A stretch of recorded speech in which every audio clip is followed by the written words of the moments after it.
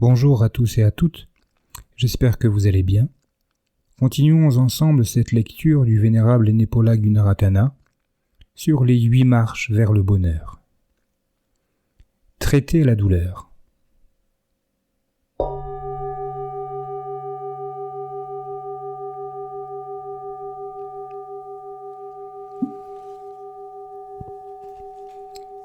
Supposons que vous ayez suivi les instructions concernant la posture et que vous soyez assis dans la position la plus confortable pour vous.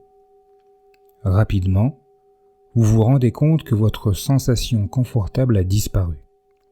Maintenant, vous avez mal et vous perdez votre détermination première, votre patience et votre enthousiasme pour pratiquer la méditation assise.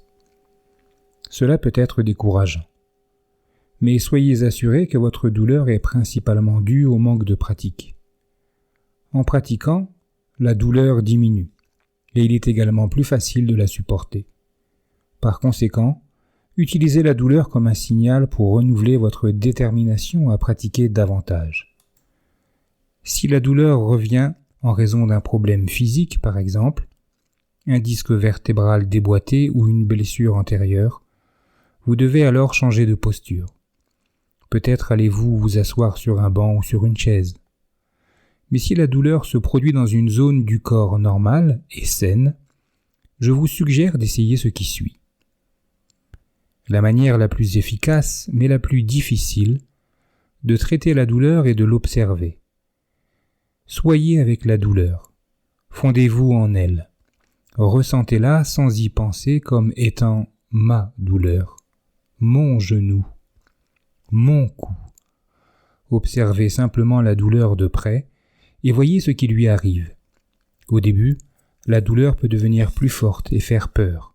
Par exemple, votre genou peut commencer à faire si mal que vous avez peur de perdre votre jambe. Il aura la gangrène et devra être amputé.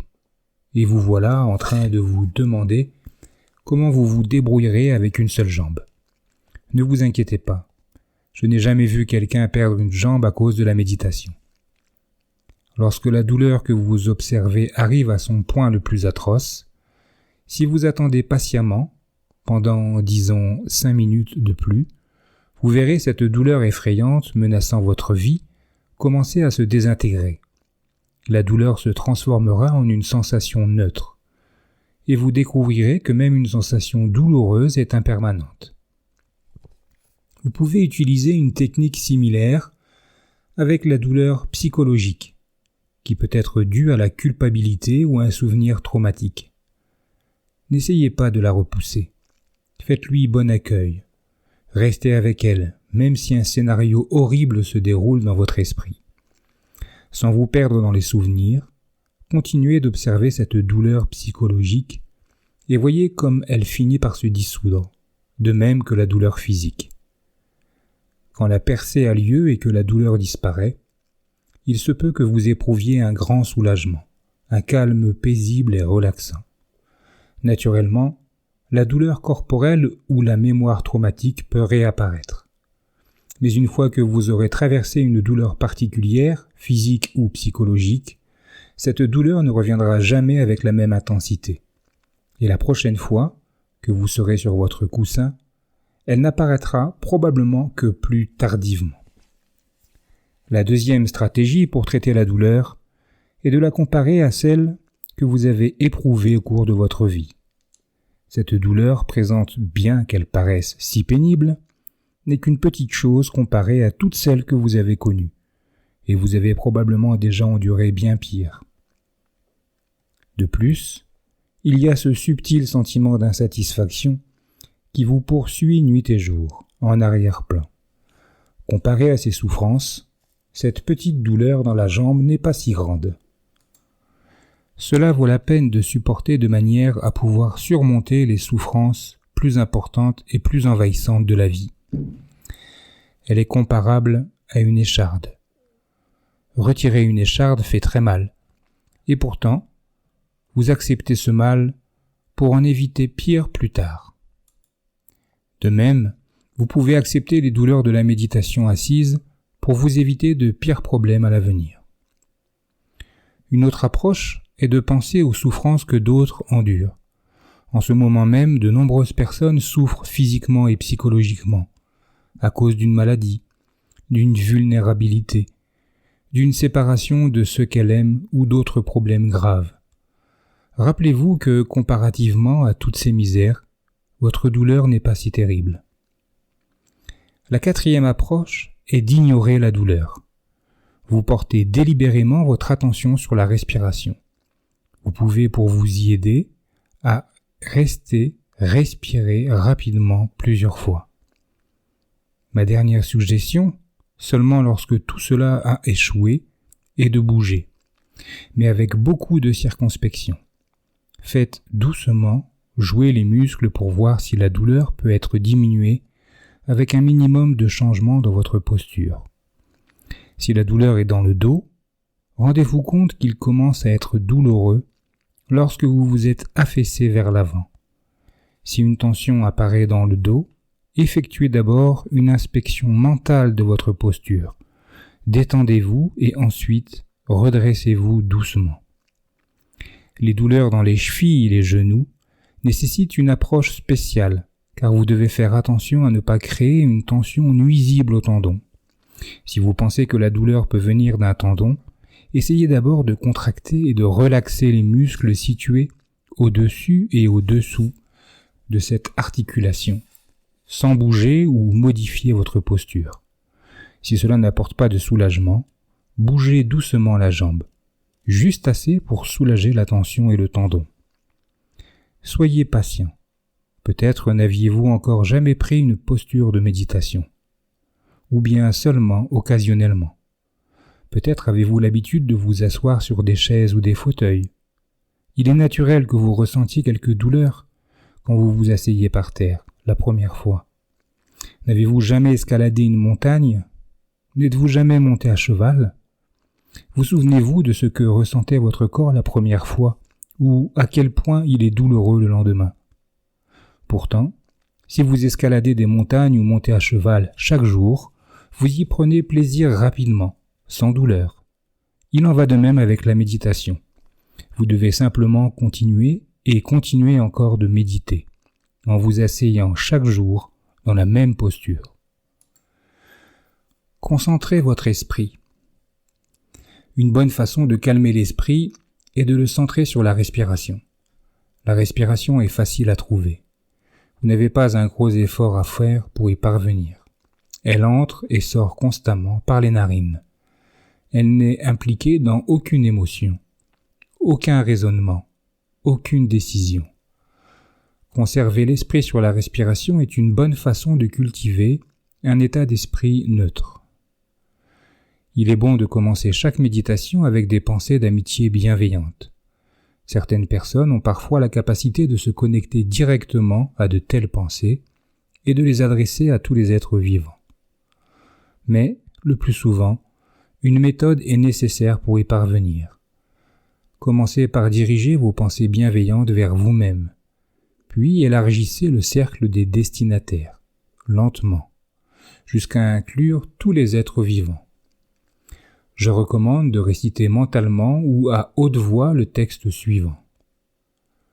Puissé-je être bien portant, heureux et en paix. Puisse-t-il ne m'arriver aucun mal. Puissé-je ne rencontrer aucune difficulté, aucun problème, et toujours connaître le succès.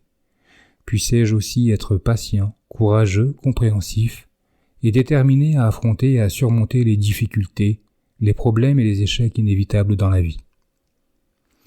Après avoir récité ces phrases, recommencez en remplaçant « je » et « moi » par d'autres personnes, en commençant par vos parents. Puissent mes parents être bien portants, heureux et en paix. Puisse-t-il ne leur arriver aucun mal. Récitez ensuite ces mêmes phrases à l'intention de vos enseignants. Puissent ceux qui m'enseignent être bien portants. Puis récitez-les pour votre famille, puis vos amis, puis pour les personnes qui vous sont indifférentes, celles envers qui vos sentiments sont neutres, puis pour vos ennemis, et finalement pour tous les êtres vivants. Cette pratique simple rendra la concentration plus facile et vous aidera à surmonter les ressentiments pouvant apparaître au cours de la méditation. Ensuite, prenez 3 respirations profondes, en inspirant et en expirant. Remarquez la dilatation et la contraction du bas abdomen, du haut abdomen et de la poitrine. Respirez à fond pour dilater ces 3 parties du corps. Après ces 3 respirations profondes, respirez normalement en laissant l'air entrer et sortir librement, sans effort, naturellement, tout en centrant votre attention sur la sensation du passage de l'air au bord des narines. La plupart des gens sentent facilement la respiration au bord des narines. Toutefois, certaines personnes, selon leur structure faciale, peuvent préférer centrer l'attention sur la sensation produite par l'air touchant la lèvre supérieure, ou dans les narines, ou dans la région des sinus. Quel que soit l'endroit, soyez simplement conscient de la sensation produite à cet endroit par l'air entrant et sortant. Lorsque vous centrez votre attention sur la respiration, vous sentez le début, le milieu et la fin de chaque inspiration et de chaque expiration. Vous n'avez aucun effort spécial à faire pour remarquer ces 3 stades. Quand une inspiration est complète, avant le début de l'expiration, il y a une courte pause. Remarquez-la et soyez conscient du commencement de l'expiration. Quand l'expiration est terminée, il y a une autre courte pause avant le début de la prochaine inspiration. Remarquez-la également. Ces 2 pauses sont si courtes qu'il se peut que vous n'en ayez pas conscience. Mais quand vous êtes attentif, vous pouvez les remarquer. Au commencement, il est possible que l'inspiration et l'expiration soient longues. Rendez-vous en compte, mais sans penser ni vous dire « inspiration longue ». Expiration longue. Alors que vous remarquez la sensation des inspirations et des expirations longues, votre corps devient relativement calme. Ensuite, il se peut que votre respiration devienne courte. Remarquez comment vous ressentez la respiration courte. Mais de nouveau, sans vous dire « respiration courte ». Ensuite, ayez conscience de l'ensemble du processus respiratoire du début à la fin. Maintenant, il se peut que la respiration devienne subtile. L'esprit et le corps deviennent plus calmes. Soyez conscient de cette sensation calme et paisible. Malgré vos efforts pour rester concentré sur la respiration, votre esprit peut s'échapper. Vous allez peut-être vous retrouver en train de vous souvenir d'endroits que vous avez visités, de personnes que vous avez rencontrées, d'amis que vous n'avez pas vus depuis longtemps, d'un livre que vous avez lu dans le temps, du goût de la nourriture que vous avez mangé hier. Aussitôt que vous vous rendez compte que votre esprit n'est plus sur votre respiration, ramenez-le et ancrez-le sur la respiration. Certaines personnes utilisent des étiquettes, c'est-à-dire qu'elles mettent des mots sur les phénomènes qui apparaissent pendant la méditation. Par exemple, le méditant peut remarquer des pensées et dire alors mentalement « pensée, pensée, pensée ». En entendant un son, le méditant pense « entendre, entendre, entendre ». Je ne recommande pas cette technique. Les phénomènes que vous pouvez vouloir étiqueter se produisent si rapidement que vous n'avez pas le temps de les nommer. Étiqueter prend du temps. Le temps que la pensée apparaisse ou que la sensation se produise, le temps de penser à des mots pour conceptualiser ce dont vous êtes conscient. Il n'est pas possible d'étiqueter une chose pendant qu'elle se produit. Vous ne pouvez le faire que lorsqu'elle est déjà passée. Observez les choses lorsqu'elles arrivent et en être conscient est suffisant. L'attention vous enseigne la connaissance directe. Elle vous aide à éliminer les intermédiaires tels que concepts et mots. Ces derniers apparaissent après la prise de conscience pour communiquer idées, sensations et sentiments. En méditation, cependant, vous n'avez rien à exprimer à qui que ce soit. Vous avez simplement la connaissance que voir devrait se limiter à voir, qu'entendre est entendre, toucher est toucher, connaître et connaître. Cela suffit. Pratiquez l'attention minute. Lorsque vous vous levez de votre méditation assise, prenez la détermination de méditer 1 minute par heure pendant toute la journée. Vous pouvez vous demander ce que vous pourrez bien faire en 1 minute. À peine le temps de trouver votre coussin. Ne vous en préoccupez pas. Restez où vous êtes, assis, debout, couché, c'est sans importance. Passez 59 minutes de chaque heure à faire tout ce que vous avez à faire pendant la journée. Mais chaque heure, pendant 1 minute, arrêtez tout ce que vous êtes en train de faire et méditez. Vous pouvez même régler votre montre ou votre ordinateur pour sonner toutes les heures et vous aider à vous en souvenir. Quand vous entendez le signal, sortez de votre esprit ce que vous êtes en train de faire, quoi que ce soit, et fermez les yeux. Restez concentré sur votre respiration. Si vous pensez ne pas pouvoir évaluer la durée d'1 minute, inspirez et expirez 15 fois en portant une attention sans partage à la respiration. Si vous dépassez la minute, ne vous en inquiétez pas, vous n'aurez rien perdu. Lorsque la minute est finie, avant d'ouvrir les yeux, prenez la résolution de méditer encore pendant 1 minute à la fin de la prochaine heure. Réjouissez-vous d'avance de cette nouvelle minute et faites grandir votre enthousiasme envers elle. Demandez-vous aussi, quand vais-je m'asseoir et méditer de nouveau ?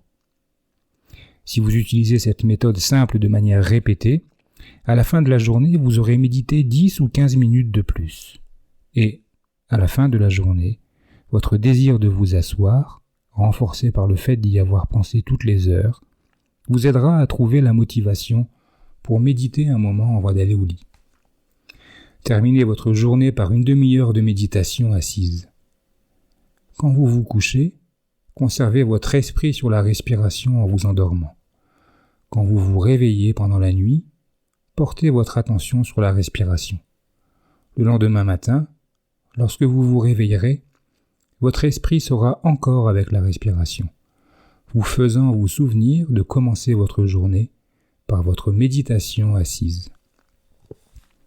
Première marche, la compréhension juste. Nombreux parmi nous sont ceux qui connaissent l'histoire de la vie du Bouddha. Nous savons que le prince Siddhartha quitta le luxueux palais de son père, renonça à son foyer pour adopter la vie errante du chercheur spirituel, et qu'il atteignit l'illumination après des années de pratique rigoureuse. Alors qu'il méditait sous l'arbre de la Bodhi, au sortir de sa méditation, il marcha jusqu'à la ville de Bénarès, maintenant nommée Varanasi. En ce lieu, dans le parc aux gazelles, il enseigna pour la première fois ce qu'il avait découvert, le chemin qui mène au bonheur permanent. Son message était simple, mais profond. Ni une vie consacrée au plaisir des sens, ni une vie d'ascétisme mortifiant ne peuvent apporter le bonheur. Seul un chemin médian, évitant ces 2 extrêmes, peut apporter la paix de l'esprit, la sagesse et la libération complète des insatisfactions de la vie. Traditionnellement, le message du Bouddha est connu comme les 4 nobles vérités. La dernière d'entre elles expose les 8 marches du chemin du bonheur pour parvenir au juste perfectionnement de notre compréhension, notre pensée, notre parole, notre action, nos moyens d'existence, notre effort, notre attention et notre concentration. Dans ce chapitre et dans les suivants, nous examinerons ces 8 marches en détail. Vous remarquerez que 3 aspects, la compréhension, l'effort et l'attention, apparaissent de manière répétée. Il s'agit de points essentiels du chemin, où tout est interdépendant, mais où rien ne fonctionne sans une forte dose de compréhension, d'effort et d'attention. Vous avancez sur ce chemin en portant une conscience attentive sur tous les aspects de votre vie quotidienne, en travaillant continuellement à la rendre plus saine au moyen d'une compréhension juste. À mesure que le mental se calme, les intuitions commencent à apparaître. Certaines intuitions peuvent être ressenties comme une douce révélation. quand une certaine partie de votre vie ou du monde devient soudainement claire. D'autres sont profondes, comme si toute la terre avait été secouée par votre nouvelle connaissance. Une impression de libération peut apparaître suivie d'un puissant sentiment de bien-être ou de félicité, pouvant durer pendant des heures ou même des jours. Ces merveilleuses expériences ne sont pas l'illumination. Elles donnent juste une idée de ce que l'illumination complète pourrait être. Mais un moment peut venir où tous les facteurs des 8 marches sont en place. La moralité a été rendue parfaite. La concentration est profonde et forte. L'esprit est vif et clair. Alors, une intuition extrêmement profonde peut se produire. L'intuition que toute expérience est impersonnelle et impermanente, à tout point de vue, et que rien ne mérite de s'y attacher. À ce moment, tous vos doutes disparaissent et votre vision du monde change. À partir de cet instant, vous marchez sur le chemin à un niveau entièrement nouveau. Précédemment, il vous fallait une bonne et claire compréhension intellectuelle de la manière dont tous les aspects du chemin s'articulent et fonctionnent ensemble. Après cette profonde intuition, votre compréhension atteint un niveau supérieur appelé supramondain. Et vous avancez avec une confiance suprême. Vous savez que, quoi qu'il arrive, vous atteindrez votre but. Quoi que nous fassions, la première chose est de savoir pourquoi nous le faisons. C'est pourquoi le Bouddha a fait de la compréhension juste le premier pas de son chemin vers le bonheur.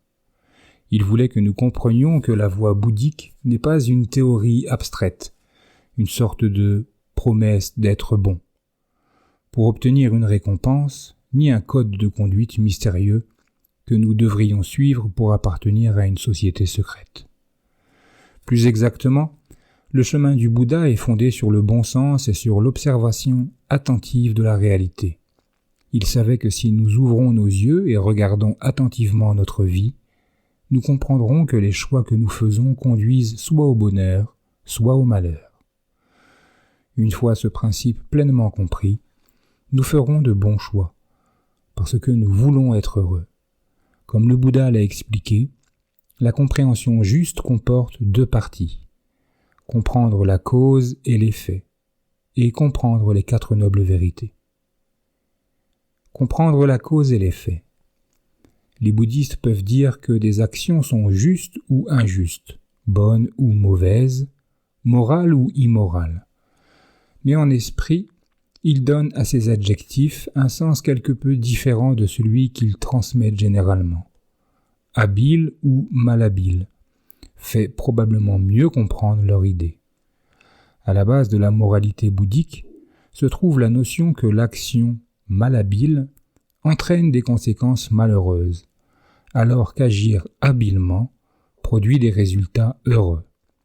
Ce simple principe de cause à effet est un aspect de ce que les bouddhistes appellent kamma ou karma. Même si des actions malhabiles peuvent apporter une joie temporaire, quand, par exemple, le trafiquant de drogue tire plaisir de sa nouvelle automobile rutilante, ou lorsque vous ressentez une satisfaction d'amour-propre en faisant souffrir quelqu'un qui vous a blessé, le Bouddha insistait sur le fait que les mauvaises actions engendrent toujours le mal. Nos propres observations confirment cette vérité. Parfois, ce mal n'est pas visible, comme dans le cas de la souffrance mentale due à la culpabilité ou au remords. D'autres maux ne se manifestent pas immédiatement. Les résultats des actions habiles et malhabiles, a expliqué le Bouddha, peuvent atteindre quelqu'un d'éloigné, loin dans le futur, même au-delà de la vie présente. Il est possible que vous pensiez « Je ne me fais pas de soucis pour une vie future, je veux simplement tirer ce que je peux de celle-ci ». Le Bouddha nous a conseillé de considérer les possibilités suivantes.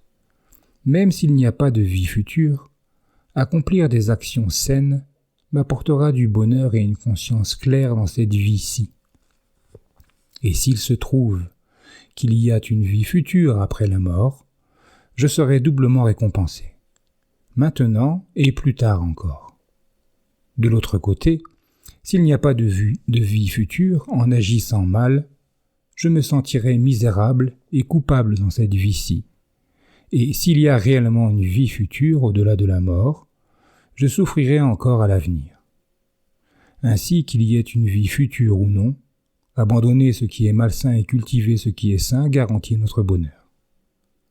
Une fois que nous comprenons que tout ce que nous pensons, disons ou faisons est une cause qui a inévitablement un certain effet, maintenant ou dans le futur, nous voudrons naturellement penser, dire et faire des choses qui conduisent à des résultats positifs et éviter les pensées, paroles et actions qui entraînent des conséquences négatives. Reconnaître que les causes produisent toujours des conséquences nous aide à accepter celles des actions passées, ainsi qu'à concentrer notre attention pour faire des choix pouvant mener à une vie plus heureuse à l'avenir. Les actions habiles sont celles qui créent les causes du bonheur. Par exemple, celles qui sont motivées par l'amitié, bienveillance et la compassion. Toute action émanant d'un esprit qui n'est pas dominé en ce moment par le désir, la haine ou l'illusion, mensongère, apporte le bonheur à celui qui agit et à celui qui en est le destinataire. Une telle action est par conséquence habile ou juste. Supposons par exemple que vous cultiviez régulièrement la générosité et l'amitié bienveillante envers tous. Ce bon comportement est une cause. Quel en sera le résultat ? Vous vous ferez de nombreux amis. Beaucoup de gens éprouveront de l'affection pour vous. Vous vous sentirez détendu et paisible. S'il arrive que des personnes autour de vous soient en colère et malheureuses, vous ne serez pas comme elles. Votre comportement positif aura créé deux types de résultats immédiats. Le premier est intérieur, c'est la manière dont vous vous sentez. Comme vous avez été régulièrement généreux et bon, et avez réfléchi à vos actions généreuses et aimantes, votre esprit est paisible et heureux. Le second type est extérieur. On vous apprécie et on a de l'affection pour vous.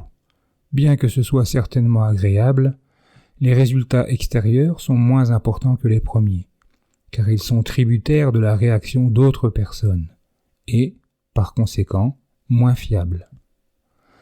Lorsque nous comprenons ce principe, son contraire devient également clair. Le Bouddha a désigné 10 actions qui sont toujours malhabiles, car elles causent inévitablement de la souffrance. 3 d'entre elles sont des actions liées au corps. Tuer, voler, et avoir une conduite sexuelle incorrecte. 4 sont des actions liées à la parole. Mentir, médire, parler avec brutalité, bavarder inutilement. Les 3 dernières sont des actions liées à l'esprit. Convoiter, haïr et comprendre de manière erronée la nature de la réalité.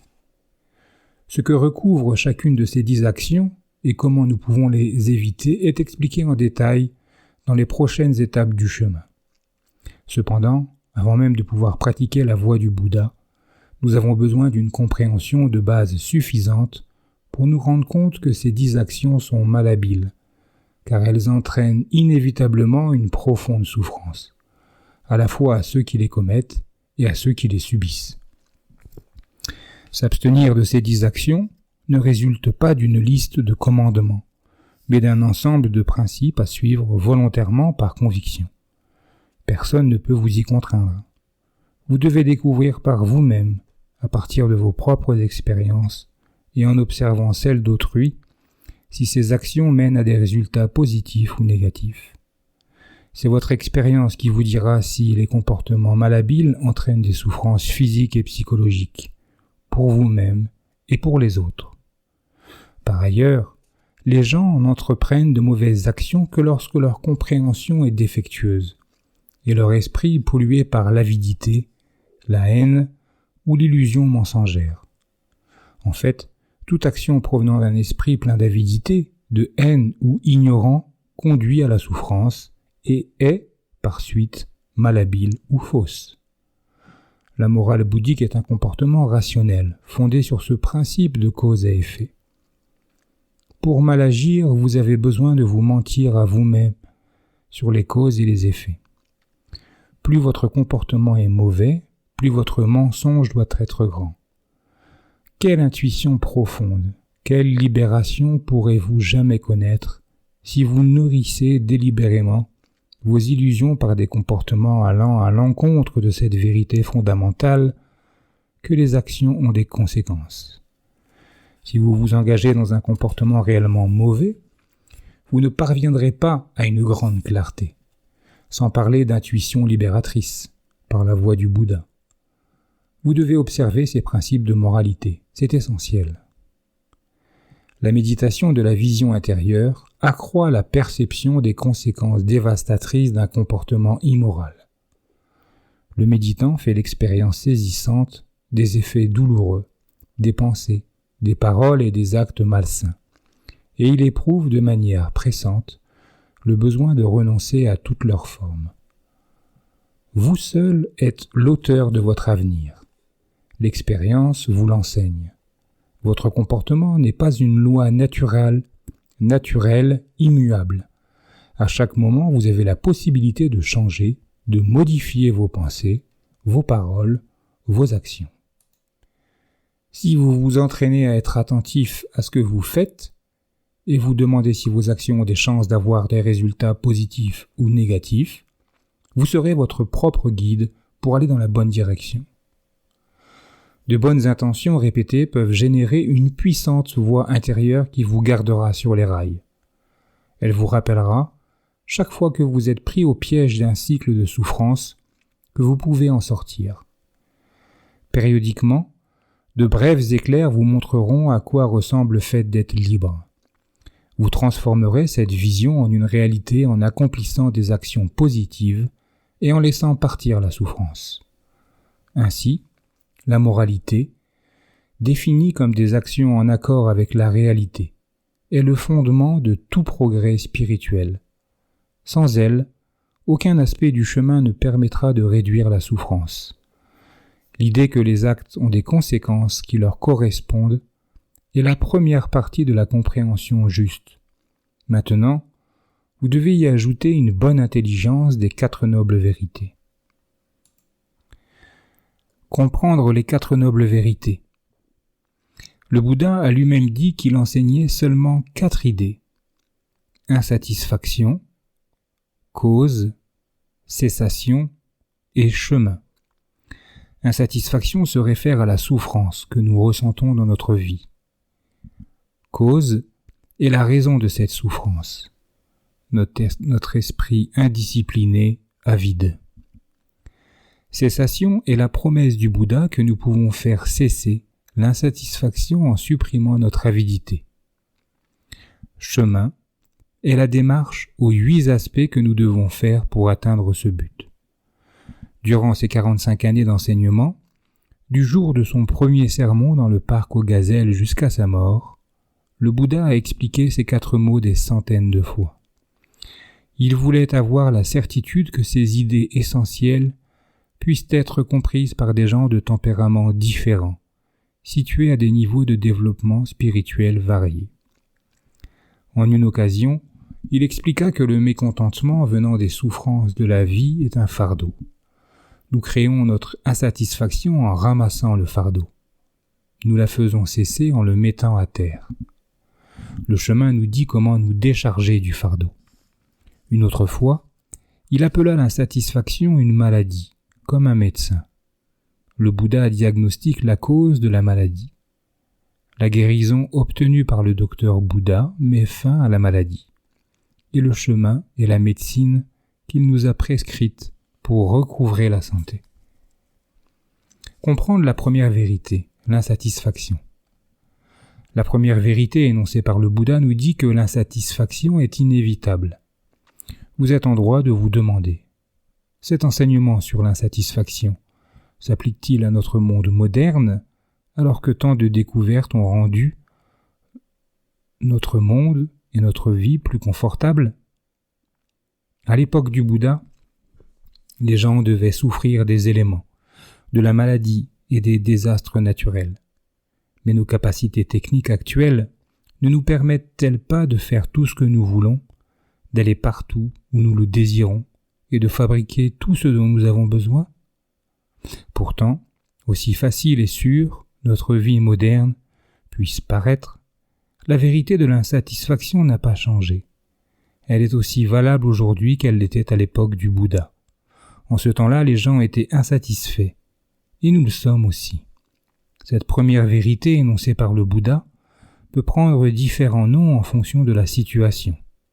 Souffrance, stress, peur, tension, anxiété, chagrin, déception, colère, jalousie, solitude, nervosité, douleur. Tous les êtres humains, quel que soit l'endroit ou l'époque à laquelle ils vivent, sont soumis à ces mêmes problèmes. À n'importe quel moment, nous pouvons tomber malades. Nous pouvons être séparés de ce que nous aimons. Nous pouvons perdre ce qui est nôtre ou être forcés par les circonstances à nous accommoder de conditions que nous détestons. Parents et enfants, mari et femme, frères et sœurs, voisins et amis, communautés et pays, tous se querellent pour l'argent, le pouvoir, les fonctions, les frontières. Certains de ces problèmes naissent de l'avidité, d'autres de la haine, d'autres de l'ignorance. Tous sont à la fois liés à des conditions extérieures, conditions sociales, politiques, économiques, éducatives, environnementales et propres à nous-mêmes. Reconnaître le caractère inévitable de ces problèmes déclenche la souffrance en notre esprit. Les prendre en compte et les accepter tels qu'ils sont réellement, sans blâmer les autres, est l'essence de la première vérité du Bouddha. Pour débuter sur le chemin du bonheur, dit-il, nous devons regarder l'insatisfaction en face, l'esprit calme et sans émotivité, sans nous mettre en colère, sans nous sentir déprimés, sans pessimisme. Nous devons ouvrir pleinement les yeux sur notre situation difficile. Chaque expérience vécue apporte un certain degré de souffrance à quiconque n'est pas pleinement illuminé. La souffrance peut être extrêmement subtile, une légère nervosité sous-jacente. Elle peut aussi être plus évidente, un fort attachement à une personne, à une possession ou à une opinion. Tout dépend de la force de notre désir, de notre haine et de notre aveuglement, de notre personnalité et de nos expériences passées. Considérez, par exemple, le cas de deux personnes témoins du même événement, qui en retirent des impressions complètement différentes. L'une le trouve heureux et agréable, l'autre effrayant et terrible. La joie et son opposé sont des productions mentales. Notre esprit crée nos expériences vécues et jouit de ces créations ou en souffre. C'est pourquoi le Bouddha disait que nous créons le ciel et l'enfer dans cette vie même. Jusqu'à ce que nous atteignions l'illumination, de nombreuses sortes d'expériences nous causent à tous de puissants désagréments. Examinons-en 3. Le cycle de la vie, le changement et l'absence de contrôle sur notre vie. Le cycle de la vie. Le cours inévitable de la vie humaine. Naissance, vieillissement, maladie et mort fait apparaître l'insatisfaction. Les enfants ne naissent pas avec un grand sourire aux lèvres. En grandissant, le cri par lequel nous avons salué le monde pour la première fois se fait moins entendre. Nous pourrions dire qu'il se transforme en un cri intérieur, se poursuivant pendant le reste de notre vie. Nous pleurons pour obtenir des litres et des litres de lait, des tonnes de nourriture, des mètres et des mètres de tissus, des hectares de terrain pour y bâtir des maisons, des écoles, des hôpitaux. Nous demandons que des arbres soient abattus pour faire du papier, des livres, des meubles. Nous réclamons on ne sait combien de pilules pour des maladies variées. Nous voulons qu'un grand nombre de gens nous aiment et disposer de multiples moyens pour combler nos manques. Si nous n'étions pas nés dans ce monde insatisfaisant, toutes les autres formes d'insatisfaction n'existeraient pas. Avec chaque enfant, pourrait-on dire, l'insatisfaction prend elle aussi naissance. La société également dans l'ensemble souffre pour cause de naissance. À mesure qu'augmente la population terrestre, La pollution de l'air, de l'eau, de la terre s'accroît de manière alarmante. Avec tant de bouches à nourrir, les ressources diminuent. La faim hante de nombreuses parties du monde. Les forêts disparaissent en nombre croissant pour construire des routes et bâtir des maisons. Le surpeuplement favorise la dissémination de terribles maladies. Et il ne s'agit là que de quelques exemples. Vous pouvez sans aucun doute penser à de nombreux autres. Le processus de vieillissement fait également apparaître l'insatisfaction. Nous avons probablement oublié combien nous avons dû nous adapter dans notre enfance à un nouveau voisinage ou à un nouvel enseignant. Mais nous nous souvenons certainement de nos difficultés à l'adolescence, pour nous adapter au changement du corps et des émotions.